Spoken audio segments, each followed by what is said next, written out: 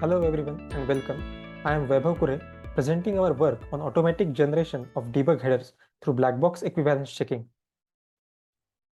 Consider this C program with a for loop from I equal to 0 to n that assigns the value y of I plus val to x of I during each iteration. Now we try to run an optimized executable for this C program inside the GDB. When we start the program in GDB, we observe that the value of I is 0 initially. But even after we continue to the next iteration, we still see a value of 0, and this goes on for all the iterations of the for loop. To understand why this happens, let's take a look at the optimized assembly program as shown here. Just like our C program, it also has a corresponding loop. Here, register R1 is initialized to the address of x of 0. This corresponds to the variable I being initialized to 0. We can also see that in each iteration of the loop, register R1 gets incremented by the size of an integer element, which in this case is 4. So when variable I gets incremented to 1, R1 will point to the second element of the array x, that is x of 1. Similarly, when I will become 2, R1 will be pointing to x of 2. And so on. For example, when I will be n minus 1, R1 will point to x of n minus 1. So based on this observation, we can say that R1 would be equal to x plus 4 times I. That is I equal to R1 minus x divided by 4. And we should have seen this value of I inside the GDB. But that didn't happen. The reason being the modern compiler's complexity as shown here. These two charts demonstrate the number of lines of code in GCC and LLVM compilers over time. Starting from 1992 for GCC and 2001 for LLVM, we see a linear increase in their complexity that is showing no signs of slowing down. This complexity results in the deprioritization of the task of preserving the debugging headers by the compiler developers.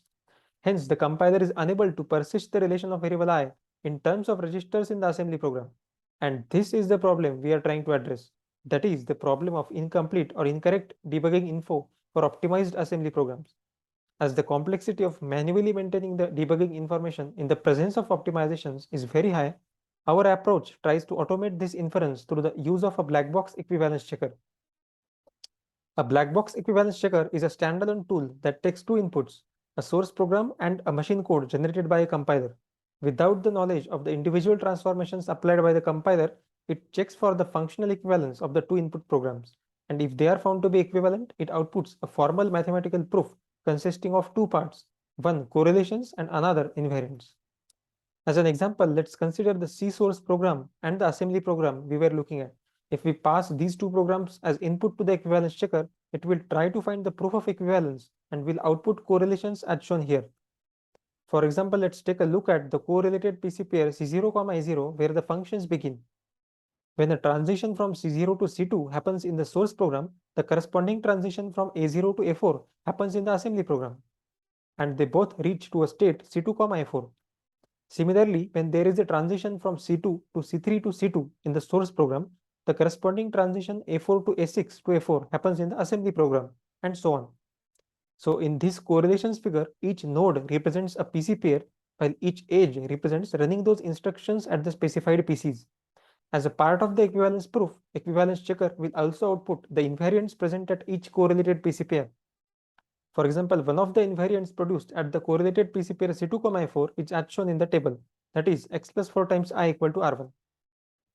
But the equivalence checker outputs the invariants in the freestyle form as shown in table A, while the kind of source to assembly mappings we need to populate the debugging info are as shown in table B.